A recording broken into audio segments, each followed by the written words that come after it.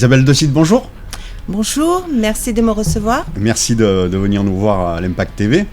Aujourd'hui, on va parler de dyspraxie et de l'association Dyspraxie France, dont vous êtes la présidente. Quels sont les objectifs et quel est le but de cette association ? Alors, nous sommes une association départementale reconnue d'intérêt général, rattachée à une association nationale. Il y a à peu près en France 60 et quelques départements avec des antennes ou des associations locales, complètement indépendantes. Donc le but de ces associations, principalement dans le Var, c'est de faire connaître et reconnaître la dyspraxie et tous les troubles d'apprentissage. On parle de troubles 10, mais je préfère qu'on parle de handicap cognitif spécifique. Donc justement, c'est quoi la dyspraxie ? Alors, la dyspraxie, c'est un trouble méconnu, le syndrome de l'enfant maladroit.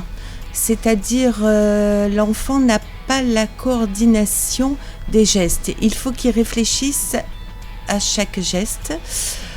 Pour vous donner un exemple bien précis, l'enfant voit le feu vert, il sait qu'il doit traverser, mais il doit donner l'ordre à ses jambes d'avancer. C'est pas automatique. D'accord. Comment ça se passe au niveau éducatif, l'éducation nationale, l'école, vont-ils à l'école avec tout le monde, sont-ils à part ? C'est des enfants très lents. Il y a 30% d'enfants dyspraxiques qui sont des enfants précoces. Alors souvent ils compensent. Ce sont des enfants gentils. Souvent ils souffrent en silence. Ils ont des problèmes de graphisme. Pour découper, pour coller des gommettes. Ouais.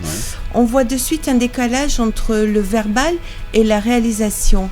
Ils sont maladroits en sport, ils n'arrivent pas à rattraper une balle. Après, plus tard, ils n'arrivent pas à faire leur lacet ou couper une viande ou se brosser les dents. Ils n'arrivent pas à faire du vélo. Il y a toujours cette maladresse qui ressort et souvent, on est complètement démunis. Il y a très peu de spécialistes, et notamment dans le Var, qui arrivent à faire vraiment un diagnostic précis. Donc souvent, les parents sont en errance. On se doute bien qu'il y a quelque chose, mais on n'arrive pas à mettre un nom sur tous ces troubles. Donc ça prend souvent plusieurs années. Et après, lorsqu'on a fait un diagnostic avec un neurologue, parce que c'est un problème neurologique, ce n'est pas un problème psy. D'accord. Donc souvent en France, dès que les enfants ont des problèmes à l'école, on va chez le pédopsie ou chez le psy. Et non, c'est un problème de coordination du geste. Comment se passe justement l'inclusion à l'école et aussi comment vivent les parents ? Alors, lorsqu'on arrive à avoir un diagnostic posé, on est entre guillemets content d'avoir mis un nom sur tous ces troubles, mais qu'est-ce qu'on fait ? Comment expliquer ? Comment expliquer et là, on n'a pas on ressort avec un bilan, avec un diagnostic de l'hôpital ou du médecin, et après on est seul au monde. Donc, d'où le rôle des associations. Alors, la dyspraxie est un handicap réel. On ne guérit pas. On va essayer de compenser, soit avec un ordinateur, parce que l'enfant aura beaucoup de mal à écrire. Et il faut s'assurer qu'il ne soit pas en double tâche. Donc, on va lever l'écriture avec des outils informatiques, une tablette, un ordinateur, soit une aide humaine, une AVS, c'est-à-dire quelqu'un qui écrit à sa place ou qui peut lire à sa place. Et la plupart du temps, l'intelligence est préservée. Donc l'enfant est capable de suivre une scolarité normale parce qu'il est souvent très intelligent. Et on va lui lever tout ce qui le gêne, c'est-à-dire l'écriture, des fois la lecture, la réalisation. On va essayer de compenser le handicap. Justement, aujourd'hui, est-ce que l'éducation nationale est prête ? Alors, contrairement à d'autres pays comme la Suède, les pays nordiques ou comme l'Italie, la France a du retard sur l'inclusion scolaire et l'inclusion tout court. Donc, on essaie de dialoguer, de faire des formations enseignants, d'aller rentrer dans les écoles, avec des professionnels de la santé, une ergothérapeute par exemple, parce qu'il ne s'agit pas de donner un ordinateur à un enfant et de lui dire va à l'école. Oui. Il y a 2 ans d'apprentissage avec une ergothérapeute pour maîtriser complètement le clavier. Il y a des logiciels de géométrie, il y a des logiciels de reconnaissance verbale, il y a beaucoup de choses. Ou tout simplement une tablette. Nous avons des jeunes adultes qui sont en fac ou qui passent leur bac maintenant, qui prennent en photo l'ordinateur avec la tablette, qui prennent en photo le cahier du petit copain, et qui arrivent à s'en sortir. De plus en plus, nous avons des jeunes qui réussissent et qui réussissent très bien. Par contre, ils peuvent être en fac de médecine, mais avoir du mal pour passer leur permis, toujours à cause de la dyspraxie. Ouais. Donc aujourd'hui, on va dans le bon sens ? Oui, on a du retard, mais on essaie de le rattraper. C'est sûr que ceux qui sont arrivés il y a 10 ou 15 ans, dans le monde du travail, ils vont être diplômés, mais ils vont être plus lents que les autres. Et ça va leur demander beaucoup plus d'efforts.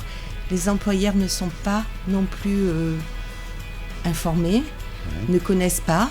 Comme l'éducation nationale ne connaît pas, quand on parle de dyspraxie, souvent on nous regarde.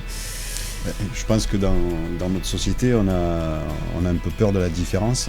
Bien sûr, on a commencé à parler du handicap quand le général de Gaulle a eu une enfant handicapée. Ouais.